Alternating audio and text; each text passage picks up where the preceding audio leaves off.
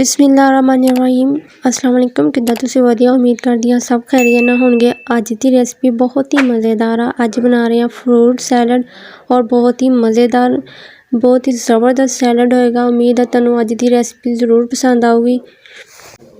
बिस्मिल्लाहिर्रहमानिर्रहीम बिस्मिल्लाह दी बरकतां। 2 सेब ले आ मैं बारीक कट लिया। छिलके तुसीं उतारने होए सेब ते उतार सकदे, नहीं तां तुसीं अपनी मर्जी नाल इद्दां भी कर सकदे जिद्दां तुहानूं सही लगे। और 2 केले इहदे विच पाऊंगी।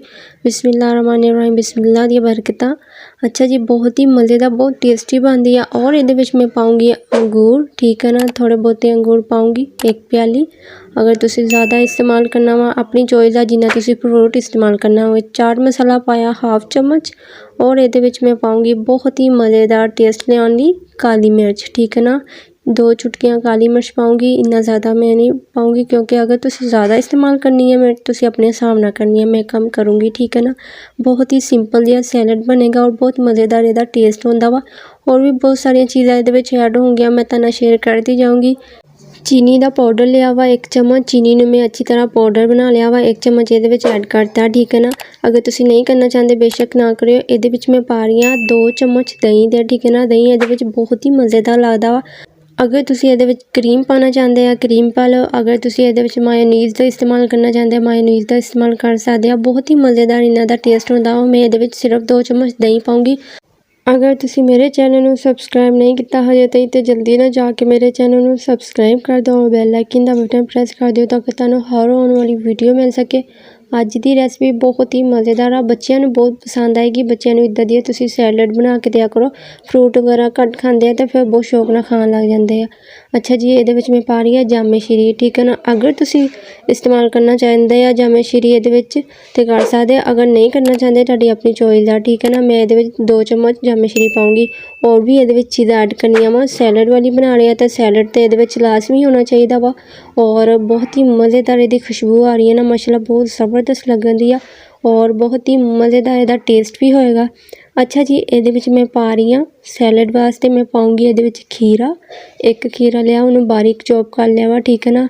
बहुत ही मज़ेदार जिहड़ा खीरे दा टेस्ट इहदे विच आंदा ना, बहुत ज़बरदस्त लगदा वा। और बंद गोभी, ठीक है ना, इहदे विच मैं पाऊंगी गोभी। और बहुत ही मज़ेदार लगदी है, इहदा बहुत प्यारा टेस्ट आंदा। बच्चे तो इद्दां दी सब्जियां नहीं खांदे ना, तुसीं इन्हां नूं सैलड बना के दिया करो ताकि बहुत ही टेस्टी लगे और बहुत शौक नाल खाणगे, ठीक है ना।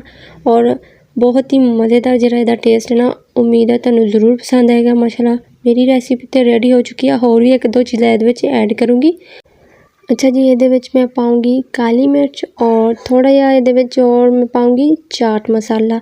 चाट मसाला बहुत ही मज़ेदार लगदा। मैं फिर दोबारा तो पाऊंगी इहदे उत्ते सिर्फ थोड़ा जिहा गार्निश वास्ते। और इहदे विच मैं उत्ते थोड़ी जी होर चीज़ पाऊंगी, ओह आ बंद गोभी, ठीक है ना। बहुत ही मज़ेदार लगदी है। और थोड़ा जिहा कलर पावांगे जामे श्री, ठीक है ना। बहुत ही मज़ेदार रेडी हो चुकी है माशाल्लाह। उम्मीद है तुहानूं ज़रूर पसंद आएगी। मेरे चैनल ते नवे है ना तुसीं ते सबसक्राइब करके ज़रूर जाएओ और बैल आइकन दा बटन प्रेस करके आल कर दिओ। मैनूं कमेंट करके लाजमी दस्सना तुहानूं मेरी रेसिपी किद्दां दी लगी। चलो आपां टेस्ट भी कर लेंदे हां। बहुत ही ज़बरदस्त, मूँह तो पानी आ रहा वा। उम्मीद है तुहानूं ज़रूर पसंद आएगी मेरी अज दी वीडियो।